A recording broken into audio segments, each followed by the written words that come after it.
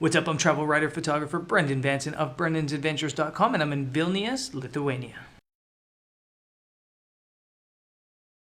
So I've just arrived in Vilnius, Lithuania, and I really don't have anything I need to get. I don't have clients looking for images from here in particular right away. So I thought I would take the opportunity of having a bit of an afternoon off to take you guys out and show you how I use Grad ND filters to even out light on things like cityscape photography or landscape photography. I've got with me my 6D and the 16 to 35 millimeter f4 lens, and that's what I'm going to show you how to set up the system on.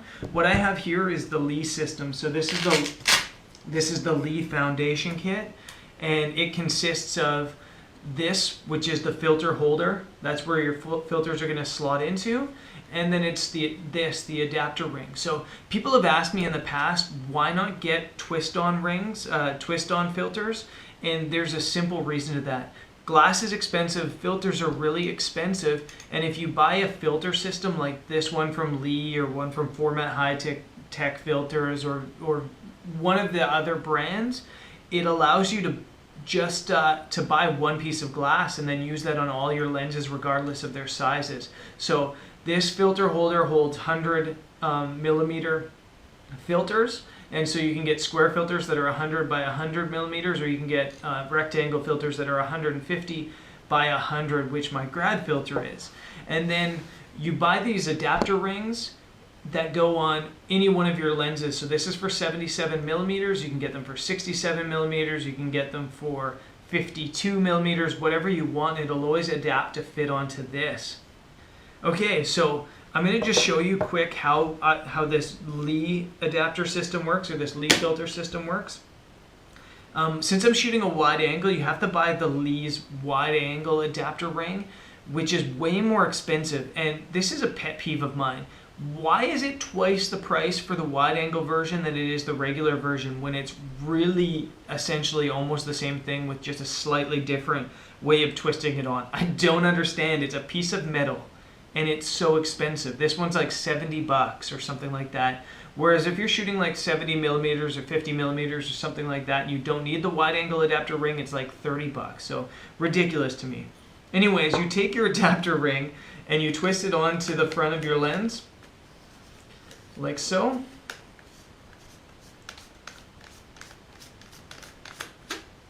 And then it's on. And you can even put a lens cap on the front of it once you've got that on as well. So I end up just leaving this on almost all the time since I use filters so often. Then you take your filter holder and you just really, you see this little pulley thing like that? You just snap on one side and then you open the pulley and then close it, and it's locked onto the front of the lens.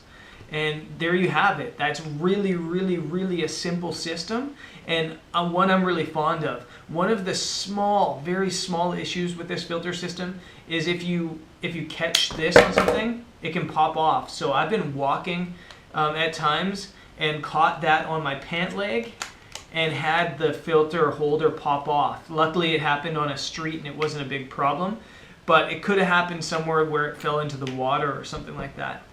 So now we've got our filter system set up, and this is my Grad ND filter. This is also Lee filters, although I have Grad NDs from Format High Tech Filters as well.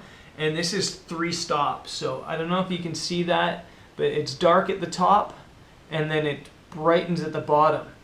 And the whole point of this is to use it to even out your exposures. You often get problems with exposures around sunset and into the blue hour as well, when you have a darkish landscape or a darkish cityscape and then a bright sky. So really all you do with this is slide this into the first slot of that, and then when you're in the scene you figure out where you want that gradient to be and it'll even out your light.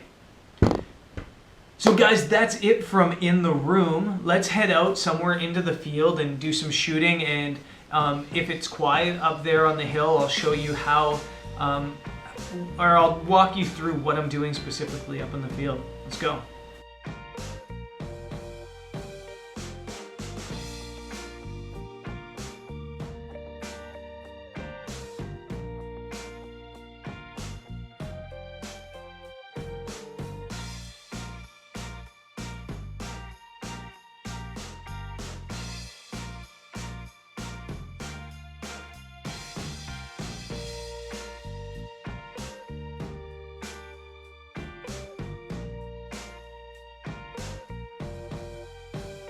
Okay, so I've made the hike up the hill above Vilnius. It's absolutely beautiful. The sky is unreal right now.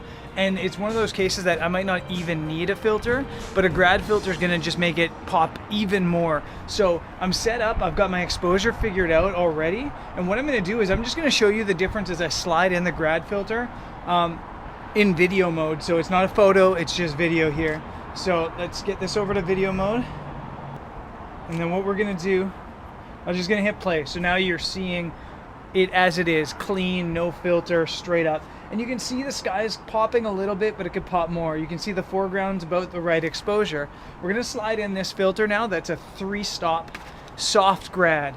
Ideally in this situation, I'd probably use a hard grad, but I only have a soft grad with me. So let's do this. And again, you're gonna be seeing the image live as I'm sliding this in. You can see the filter sliding in. And then you just see that sky start to come to life.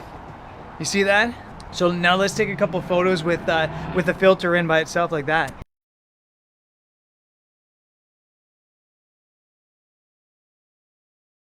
So I think I got a couple shots that are decent that I like. I kind of wish the light was a little bit lower to give it a little bit more color to the sky.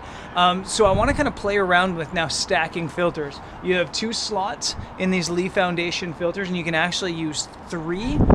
So I'm going to double up right now. So what I'm going to do is I'm going to move my grad filter now to the 2nd slot on the foundation kit and just slide it in. And I'm going to figure it out there because it's about to get really dark. I'm going to put now, and go down here and get my 6-stop filter from Lee, and you can just see how dark that is. It basically looks like a black mirror. You can't really see through it, although your camera probably will be if it's still bright enough outside. So we're going to take that, and it just slides between the grad filter into that 1st slot snugly. And that's 6 stops of light, that little stopper. So we're gonna go now from 1/20th of a second to 10 seconds. So it's a massive difference. And what this is gonna do is it's gonna give us lots of more movement in the clouds. So I'm gonna fire off a couple of exposures and show you how it looks.